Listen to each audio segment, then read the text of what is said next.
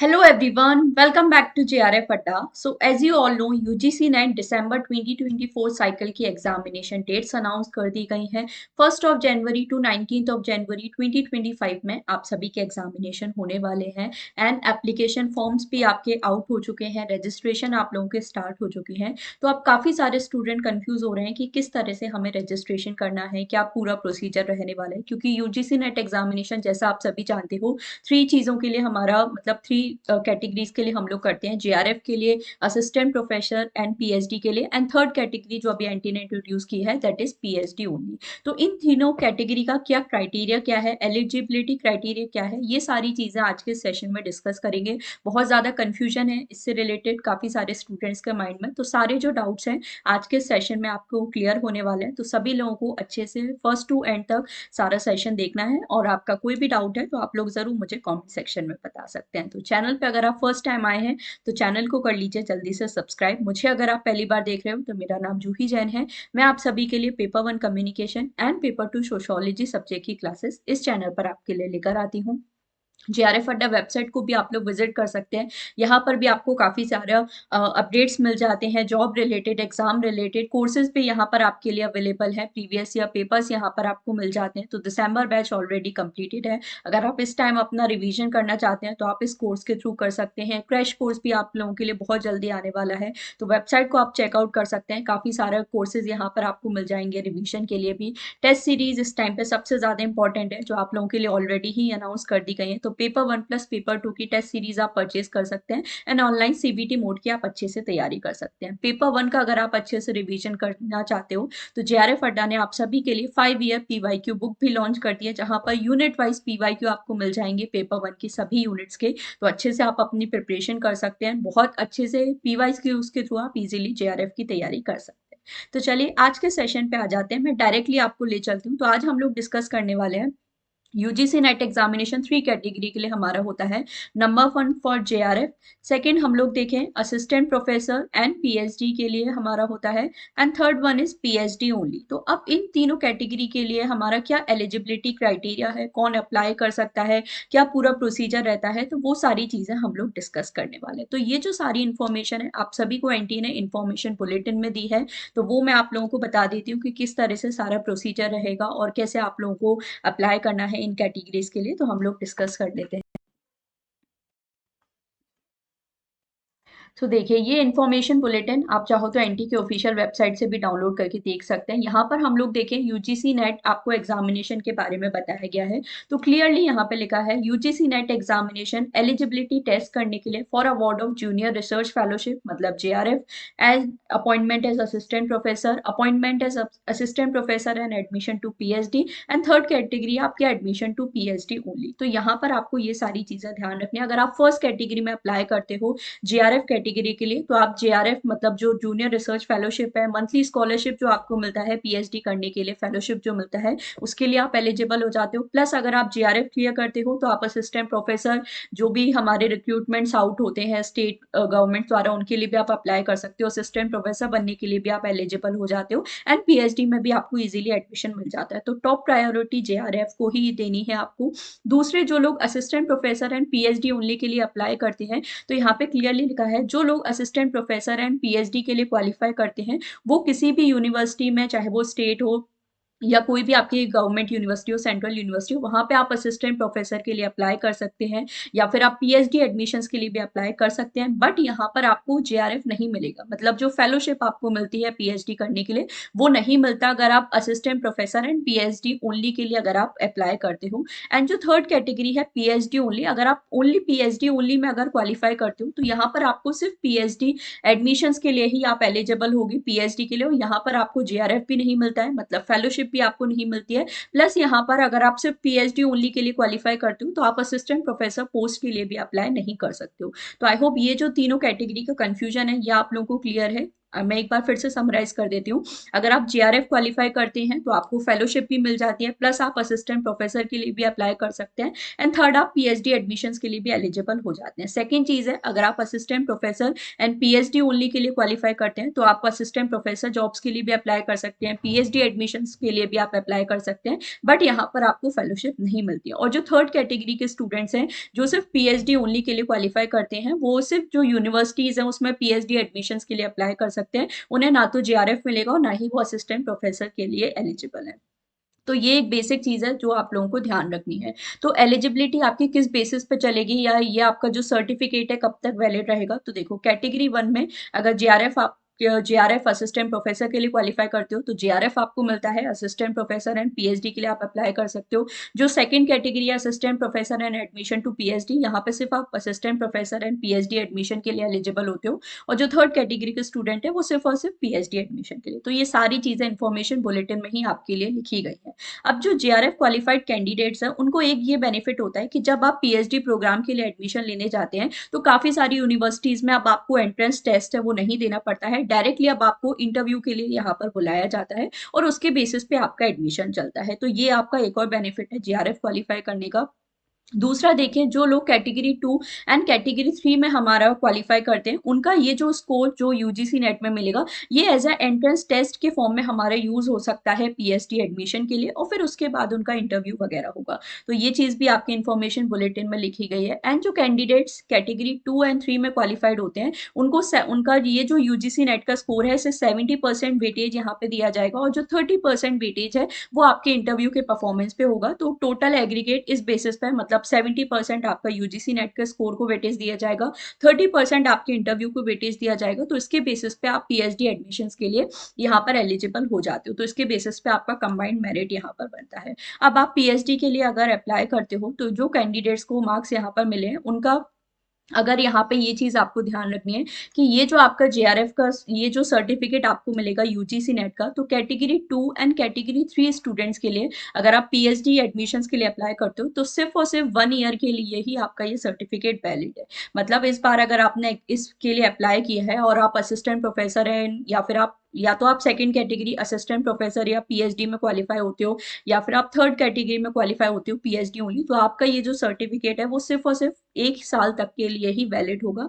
ये चीज़ ध्यान रखनी है। और स्पेसिफिकली जो सेकंड कैटेगरी वाले स्टूडेंट हैं, मतलब जो असिस्टेंट प्रोफेसर एंड पीएचडी के लिए क्वालिफाई करते हैं, उनका ये जो सर्टिफिकेट है पीएचडी के लिए तो 1 साल के लिए ही वैलिड रहेगा। मतलब अगर आप इस बार इस एग्जामिनेशन को क्वालिफाई करते हो तो विद इन 1 ईयर आपको पीएचडी में एडमिशन लेना पड़ेगा, अदरवाइज ये स्कोर आपका इनवैलिड हो जाएगा। बट असिस्टेंट प्रोफेसर के लिए ये जो आपका सर्टिफिकेट है वो लाइफ टाइम वैलिड रहता है। तो ये चीज़ ध्यान रखनी है।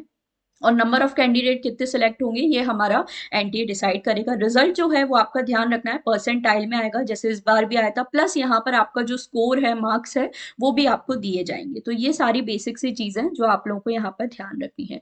अब इसके अलावा एलिजिबिलिटी की अगर हम लोग बात करें तो वो सारी चीज़ें भी हम लोग देख लेते हैं। एलिजिबिलिटी क्राइटेरिया क्या है, जेआरएफ के लिए कौन अप्लाई कर सकता है, क्या मास्टर्स वगैरह में दे सकते हैं, वो भी मैं आप लोगों को ब्रीफली बता देती हूँ यहाँ पर। तो यहाँ पर आप देखो कि अगर जेआरएफ के लिए आप अप्लाई करना चाहते हो तो या तो आपके मास्टर्स में 55% मार्क्स होने चाहिए, अगर आप जनरल अनरिजर्व कैटेगरी से हो या ईडब्ल्यूएस कैंडिडेट कैटेगरी से भी हो तो भी 55% मार्क्स आपके होने चाहिए मास्टर्स डिग्री में बिना राउंड ऑफ किए। तो एग्रीगेट आपके 55% मार्क्स होने चाहिए ह्यूमैनिटीज एंड सोशल साइंसेस में हमारे।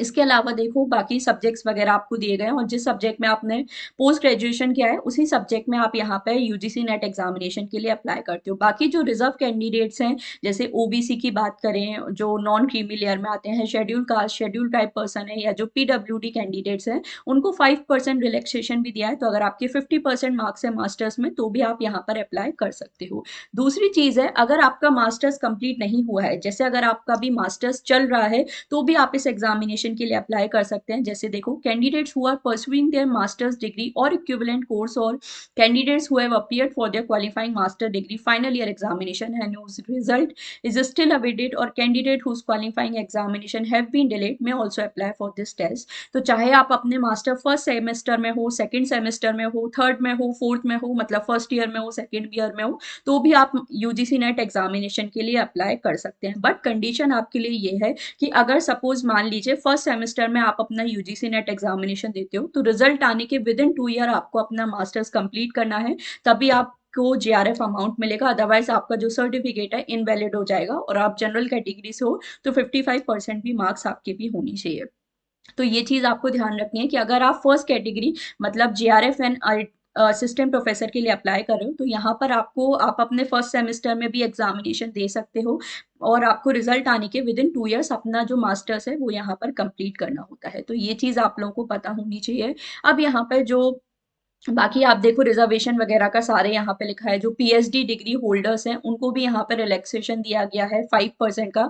अगर आपने अपना जो मास्टर्स लेवल एग्जामिनेशन है 1991 से पहले किया मतलब बाय 1991 किया है तो आपको 5% रिलैक्सेशन इन कैंडिडेट्स को भी दिया जाता है हमारा। ये चीज आप लोगों को ध्यान रखनी है। अब देखो जो 4 ईयर डिग्री वाले हैं उनका भी काफी कंफ्यूजन होता है। तो ऐसे जो कैंडिडेट हैं जो 4 ईयर बैचलर्स डिग्री प्रोग्राम में है मतलब अपने 8 सेमेस्टर प्रोग्राम में है जिनका कंप्लीट हो चुका है, तो अगर उनके 75% एग्रीगेट मार्क्स हैं तो वो यहाँ पे जेआरएफ के लिए अप्लाई यहाँ पर कर सकते हैं। और तो मतलब अगर आपके एग्रीगेट 75% मार्क्स से अगर आप जनरल कैटेगरी से हो तो आप भी यूजीसी नेट एग्जामिनेशन के लिए अप्लाई कर सकते हो जेआरएफ के लिए, असिस्टेंट प्रोफेसर एंड पीएचडी के लिए। और 5% रिलैक्सेशन अगेन जो रिजर्व कैटेगरी के कैंडिडेट्स हैं उनको भी यहाँ पर हमारा दिया गया है। अब यहाँ पर आप लोगों को एक चीज भी ध्यान रखनी है, ये जो कैंडिडेट्स क्वालिफाई करेंगे जो अगर सपोज आप 4 ईयर अंडर ग्रेजुएट डिग्री आपने कंप्लीट कर रखी है तो आप जेआरएफ के लिए भी एलिजिबल हैं और एडमिशन टू पीएचडी के लिए भी यहाँ पर आप एलिजिबल हैं। ये चीज ध्यान रखनी है। अगर आप 4 ईयर ग्रेजुएट डिग्री के बाद आपने यूजीसी नेट एग्जामिनेशन क्वालिफाई किया है तो आप सिर्फ जेआरएफ और पीएचडी एडमिशन के लिए एलिजिबल हैं। आप यहाँ पर असिस्टेंट प्रोफेसर के लिए एलिजिबल नहीं है। ध्यान रखना, असिस्टेंट प्रोफेसर के लिए अगर आपको अप्लाई करना है तो फिर आपका जो मास्टर्स है वो कंप्लीट होना चाहिए। तो ये भी बहुत इंपॉर्टेंट इन्फॉर्मेशन है जो 3 कैटेगरी में, तो ये आप लोगों को पता होनी चाहिए यहाँ पर। दूसरा जो चीज है, ऐसे कैंडिडेट जो इनका भी 4 ईयर बैचलर्स डिग्री प्रोग्राम चल रहा है और जो अपने फाइनल सेमेस्टर में है वो भी इस एग्जामिनेशन के लिए अप्लाई यहाँ पर कर सकते हैं। तो जेआरएफ मतलब प्रोविजनली आपको एडमिशन मिल जाएगा तो जेआरएफ एंड पीएचडी ओनली के लिए आप यहाँ पर अप्लाई कर सकते हैं। और आपको भी रिजल्ट आने के विद इन 2 ईयर्स अपना ये जो लास्ट सेमेस्टर है वो कंप्लीट का यहाँ पर करना होगा। अब यहाँ पर आपको ध्यान रखना है, ये जो कैंडिडेट्स हैं जो 4 ईयर बैचलर डिग्री प्रोग्राम में है ये किसी भी सब्जेक्ट में यूजीसी नेट एग्जामिनेशन के लिए अप्लाई कर सकते हैं। ऐसा जरूरी नहीं है कि जिस सब्जेक्ट में आपने अपना अंडर ग्रेजुएशन किया है उसी सब्जेक्ट में आपको अप्लाई करना है, ऐसा नहीं है। आप किसी भी सब्जेक्ट में अप्लाई कर सकते हैं यूजीसी नेट एग्जामिनेशन में। तो ये चीज भी ध्यान रखना है। और कोई भी सर्टिफिकेट वगैरह आपको नहीं सेंड करना होता है। तो ये सारी चीजें आप लोग यहाँ पे देख सकते हो। नेक्स्ट हम लोग यहाँ पे देख लेते हैं, जैसे नेट की जो एलिजिबिलिटी है ये सारा मैंने आप लोगों को बता ही दिया है। जो लोग हमारे असिस्टेंट प्रोफेसर और पीएचडी एडमिशन के लिए अप्लाई करते हैं उनको जेआरएफ फेलोशिप यहाँ पे नहीं मिलता है। ये चीज़ भी आप लोगों को पता होनी चाहिए। बाकी ऐसा भी नहीं है कि यूजीसी नेट क्वालिफाई करने के बाद आपको डायरेक्ट एग्जामिनेशन मिल जाएगा। आपको ये जो रिक्रूटमेंट प्रोसेस है वो अलग से हमारे स्टेट और सेंट्रल गवर्नमेंट द्वारा किया जाता है। अब यहाँ पर एक और चीज़ जो मुझे आप लोगों को बतानी थी, बाकी आप सभी जानते हो अगर आप 30 ईयर से ज़्यादा आपकी एज है 1 जनवरी 2025 में तो फिर आप जेआरएफ के लिए अप्लाई नहीं कर सकते। और 5% रिलैक्सेशन अगेन जो विमेन कैंडिडेट्स हैं और जो रिजर्व कैटेगरी के कैंडिडेट्स हैं उनको यहाँ पे दिया है। मतलब अगर आप फीमेल हो और रिजर्व कैटेगरी से हो तो फिर आप 35 ईयर से कम एज आपकी होनी चाहिए 1 जनवरी को, तो आप यूजीसी नेट में जेआरएफ के लिए अप्लाई कर सकते हो। और अगर आप मेल्स हो, अनरिजर्व कैटेगरी से हो हमारे, तो यहाँ पर आपकी 30 ईयर्स एज होनी चाहिए अगर आप जेआरएफ के लिए अप्लाई करना चाहते हो। तो ये सारी चीज़ें दिखी गई हैं। असिस्टेंट प्रोफेसर के लिए कोई भी अपर एज लिमिट नहीं है तो आप इसके लिए अप्लाई कर सकते हैं। एडमिशन टू पीएचडी ओनली के लिए भी कोई भी यहाँ पर हमारी एज लिमिट यहाँ पर नहीं है। तो ये चीज़ ध्यान रखना। बाकी ये सारी चीज़ें तो आई होप मैंने आपको बता ही दी हैं। अब एक जो कन्फ्यूजन होता है कि फॉर्म भरते टाइम हमें क्या ऑप्शन सिलेक्ट करना है, तो देखो आप जब इन्फॉर्मेशन बुलेटिन में लास्ट में जाओगे तो यहाँ पर आपको एग्जाम आप अपना लॉग इन करते हो और न्यू रजिस्ट्रेशन आपका होगा। तो जब आप एग्जाम सेंटर डिटेल्स में देखोगे यहाँ पर आपको 3 ऑप्शन मिलेंगे कि आप असिस्टेंट प्रोफेसर के लिए अप्लाई करना चाहते हो, जेआरएफ के लिए या पीएचडी ओनली के लिए। तो यहाँ पर अगर आप जेआरएफ के लिए अप्लाई करना चाहते हो तो आपको जेआरएफ पीएचडी और असिस्टेंट प्रोफेसर तीनों कैटेगरी आप यहाँ पर सिलेक्ट कर सकते हो। और अगर आप जेआरएफ के लिए एलिजिबल नहीं हो तो आप assistant professor and PhD only यहाँ पर सिलेक्ट कर सकते हैं, क्योंकि पीएचडी ओनली और असिस्टेंट प्रोफेसर का क्राइटेरिया सेम ही है, कोई एज लिमिट यहाँ पे नहीं है। तो मेरा सजेशन आपको यही है, assistant professor and PhD only दोनों के लिए सिलेक्ट करें। और अगर आप जेआरएफ के लिए एलिजिबल हो, मतलब एज लिमिट अगर नहीं है, तो फिर यहाँ पर आप तीनों कैटेगरी के लिए अपना जो फॉर्म है यहाँ पर फिल कर सकते हो। तो ये सारी जो डिटेल है बहुत वाइजली आपको चूज करनी है, अपना सब्जेक्ट है, क्वेश्चन पेपर मीडियम है, ये सब आप लोगों को बहुत ध्यान से सुनना है। तो सारी जो भी इंपॉर्टेंट इन्फॉर्मेशन है वो आप लोगों को यहाँ पर मैंने प्रोवाइड कर दी है। तो एक बार अगर मैं आप लोगों को समराइज कर दूँ, तो जेआरएफ के लिए अगर आप अप्लाई करना चाहते हो, तो या अगर आपका मास्टर्स कंप्लीट है तो भी आप अप्लाई कर सकते हो, या फिर अगर आपका मास्टर्स परस्यूइंग में है तो भी यहाँ पर आप अप्लाई कर सकते हो। चाहे आप फर्स्ट सेमेस्टर में क्यों ना हो तो भी आप अप्लाई कर सकते हो। बस रिजल्ट आने के विद इन 2 ईयर्स आपको अपना मास्टर्स कंप्लीट करना होता है। तो ये चीज़ हमें पता होनी चाहिए। और बाकी यहाँ पर अगर आप जनरल कैटेगरी मेल से हो तो 30 ईयर से ज़्यादा आपकी एज नहीं होनी चाहिए 1 जनवरी से। और बाकी अगर आप रिजर्व कैटेगरी से हो या फीमेल्स हो, जनरल कैटेगरी की फीमेल्स भी हो, तो भी 35 ईयर्स आप लोग को एज आप 35 ईयर से ज्यादा आपकी एज नहीं होना चाहिए 1 जनवरी तक। बाकी जो लॉ सब्जेक्ट के कैंडिडेट्स हैं उनको भी अलग से रिलैक्सेशन दिया गया है, तो वो भी आप इंफॉर्मेशन बुलेटिन में दे सकते हैं। असिस्टेंट प्रोफेसर के लिए भी अगर आप अपनी मास्टर्स डिग्री में हो, मास्टर्स परस्यूइंग में हो, तो भी आप यहाँ पर अप्लाई कर सकते हो। और पीएचडी के लिए भी आप यहाँ पर अप्लाई कर सकते हो, कोई आपकी एज लिमिट नहीं है। बट एक चीज आपको ध्यान रखनी है, जो कैंडिडेट स्पेसिफिकली, जैसे सपोज मान के चलिए कि आप अपने अभी मास्टर्स फर्स्ट सेमेस्टर में है और आपने इस एग्जामिनेशन के लिए अप्लाई किया है, बट आप असिस्टेंट प्रोफेसर के लिए एलिजिबल नहीं होते हो, आपका सिर्फ पीएचडी ओनली कैटेगरी में ही ये एग्जामिनेशन क्वालिफाई होता है, तो आपका जो सर्टिफिकेट है सिर्फ 1 ईयर तक ही वैलिड यहाँ पर रहेगा। तो अगर आपने सपोज अपने मास्टर फर्स्ट सेमेस्टर में ये एग्जामिनेशन दिया है, तो with in 1 year master complete करना पॉसिबल नहीं होता है, तो आपको फिर से ये एग्जामिनेशन देना पड़ सकता है, क्योंकि पीएचडी एडमिशन के लिए आपका जो सर्टिफिकेट है 1 साल तक के लिए ही वैलिड यहाँ पर रहता है। तो बस इस केस में ये जो प्रॉब्लम है आपको हो जाती है। अदरवाइज आप अपने मास्टर्स फर्स्ट या सेकंड सेमेस्टर में भी, या कोई थर्ड या फोर्थ सेमेस्टर में भी इस एग्जामिनेशन को दे सकते हैं। तो आई होप ये जो तीनों कैटेगरी का कंफ्यूजन है ये आप लोगों को क्लियर हो गया होगा कि हमें किस में अप्लाई करना है, क्या एलिजिबिलिटी क्राइटेरिया है। बाकी आप लोग इन्फॉर्मेशन बुलेटिन पढ़ सकते हैं, सारी आपको इन्फॉर्मेशन मिल जाएगी। तो वीडियो अच्छा लगा है, हेल्पफुल लगा है, तो लाइक एंड शेयर कर देना है, चैनल को जल्दी से सब्सक्राइब कर लेना है। और भी अगर आपको कोई कंफ्यूजन है एप्लीकेशन फॉर्म फिल करने से रिलेटेड, तो वो भी ज़रूर आप मुझे कमेंट सेक्शन में बता सकते हैं। So don't forget to like and share the video, and comment करके भी बताना आपको हेल्पफुल लगा या नहीं, या कोई और आपको हेल्प चाहिए तो वो भी आप बता सकते हैं। Thank you so much for joining the session.